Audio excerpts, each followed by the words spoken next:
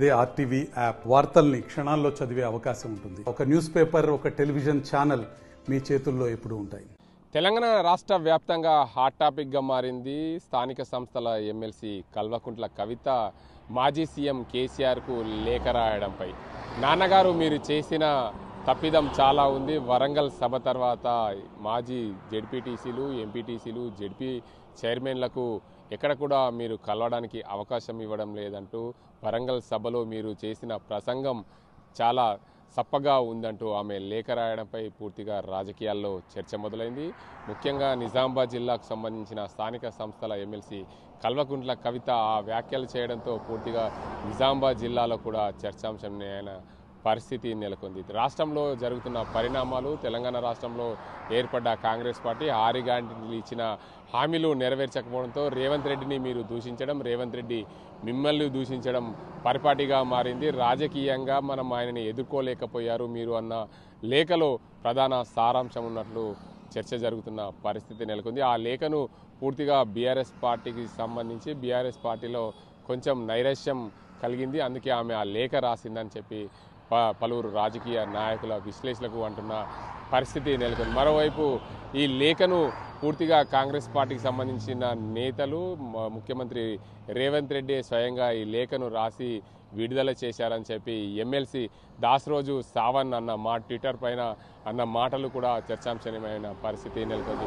ఏదేమైనప్పటికీ తెలంగాణ రాష్ట్రంలో రాజకీయం ఇటీవల కాలంలో సప్పబడిందనే కోణంలో కూడా చర్చ సాగింది. అందులో భాగంగానే ఎమ్మెల్సీ కవిత ఆ లెటర్ రాయడంపై పూర్తిగా రాజకీయాల నాయకులు ఒక్కసారిగా చర్చ మొదలుపెట్టిన పరిస్థితి ఉంది.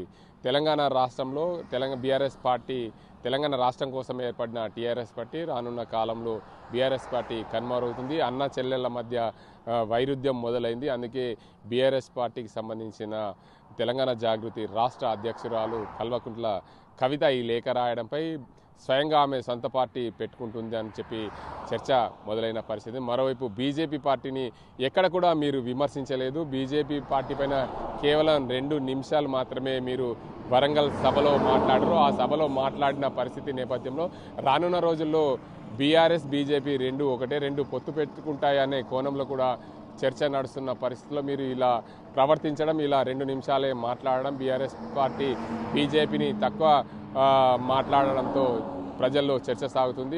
బీజేపీ పార్టీ బీఆర్ఎస్ పార్టీ నేతలను, బీఆర్ఎస్ పార్టీని అనేక అంశాల్లో ఇబ్బంది పెట్టిన పరిస్థితి మీరు మర్చిపోయారంటూ ఆ లేఖలో ప్రధాన సారాంశం ఉన్న పరిస్థితి. ఏదేమైనప్పటికీ తెలంగాణ రాష్ట్రంలో రోజు రోజుకు రాజకీయం వేడెక్కుతుంది. ఓవైపు తెలంగాణ రాష్ట్ర ముఖ్యమంత్రి రేవంత్ రెడ్డి ప్రధానంగా ఇచ్చిన హామీలపైన రోజువారీగా కార్యకర్తలకు ఇబ్బందులు పడుతున్న పరిస్థితుల్లో అధికారంలో ఉన్న పార్టీ కాంగ్రెస్ పార్టీని ప్రతిపక్ష పార్టీ విమర్శించలేకపోతుంది. పూర్తి స్థాయిలో ప్రతిపక్ష పార్టీ దాడులు చేయలేకపోతుంది అనే ఉద్దేశం మీద స్థానిక సంస్థల ఎమ్మెల్సీ కల్వకుంట్ల కవిత ఆ లేఖలో ప్రధాన సారాంశం అని చెప్పి విశ్లేషకులు అన్నారు. ఏదేమైనప్పటికీ రానున్న రోజుల్లో తెలంగాణలో మరో పార్టీ ఆవిర్భవించబోతుందా అనే కోణంలో కూడా చర్చ కొనసాగుతుంది. ఇటు ఉమ్మడి జిల్లాలో కూడా చాలామంది నేతలు కవిత వెంట ఉన్న పరిస్థితి నెలకొంది. ఒకవేళ తెలంగాణ రాష్ట్రంలో మరో పార్టీ ఆవిర్భవిస్తే, తెలంగాణ జాగృతి పార్టీ ఆవిర్భవిస్తే ఆమె వెంట వెళ్ళేది ఎవరు, ఆమె వెంట వచ్చేది ఎవరు అనే కోణంలో కూడా రాష్ట్ర వ్యాప్తంగా చర్చ జరుగుతున్న పరిస్థితి నెలకొంది. ఇటు నిజామాబాద్ జిల్లాలో ఎప్పటికప్పుడు రాజకీయ విశ్లేషకులు ఎప్పుడు కూడా రాష్ట్రంలో ఏం జరుగుతుందనే పరిణామాలపై చర్చించుకుంటున్న పరిస్థితి. ఇటు కాంగ్రెస్ పార్టీ, అటు బీజేపీ పార్టీ, ఇటు బీఆర్ఎస్ పార్టీలు, ప్రధానంగా 3 పార్టీలు ఎప్పుడు ఏం చేస్తున్నాయనే కోణంలో ప్రజలు చూస్తున్న పరిస్థితి. అందులో భాగంగా ఇటు కాంగ్రెస్ పార్టీకి సంబంధించిన జిల్లా అధ్యక్షులకు సంబంధించి ఓవైపు చర్చ జరుగుతుంటే మరోవైపు కాంగ్రెస్ పార్టీలో జిల్లా అధ్యక్షులు, మండల అధ్యక్షులపైన కాంగ్రెస్ పార్టీ సంస్థాగత ఎన్నికలు బలోపేతం చేసే దిశగా ఉంటే బీఆర్ఎస్ పార్టీలో మాత్రమే ఈ లేఖ పైన చర్చ జరుగుతున్న పరిస్థితి ఉంది. ఇదిలా ఉంటే బీఆర్ఎస్ పార్టీ రానున్న రోజుల్లో కనుమరుగే అవకాశాలు ఉన్నట్లు కూడా చర్చ కొనసాగుతున్న పరిస్థితి నెలకొంది.